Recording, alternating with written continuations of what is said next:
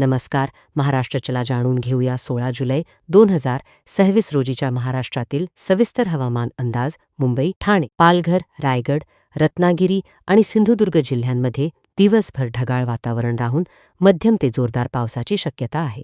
पुणे, सातारा, सांगली, कोल्हापूर आणि सोलापूर जिल्ह्यांमध्ये हलका ते मध्यम पाऊस पडण्याची शक्यता आहे. छत्रपती संभाजीनगर, जालना, बीड, धाराशिव, लातूर, परभणी, हिंगोली आणि नांदेड जिल्ह्यांमध्ये ढगाळ वातावरणासह हलका ते मध्यम पाऊस पडण्याची शक्यता आहे. नागपूर, वर्धा, चंद्रपूर, गडचिरोली, गोंदिया, अमरावती, अकोला, बुलढाणा, वाशिम आणि यवतमाळ जिल्ह्यांमध्ये मध्यम स्वरूपाचा पाऊस पडू शकतो. नाशिक, अहमदनगर, धुळे, जळगाव आणि नंदुरबार जिल्ह्यांमध्ये हलका ते मध्यम पावसाचा अंदाज आहे. हा होता 16 जुलै 2026 रोजीच्या महाराष्ट्राचा सविस्तर हवामान अंदाज. अधिक हवामान अपडेट, पावसाचे इशारे आणि महाराष्ट्रातील प्रत्येक जिल्ह्याची माहिती सर्वात आधी पाहण्यासाठी महाराष्ट्र हवामान लाईव्हला नक्की फॉलो करा.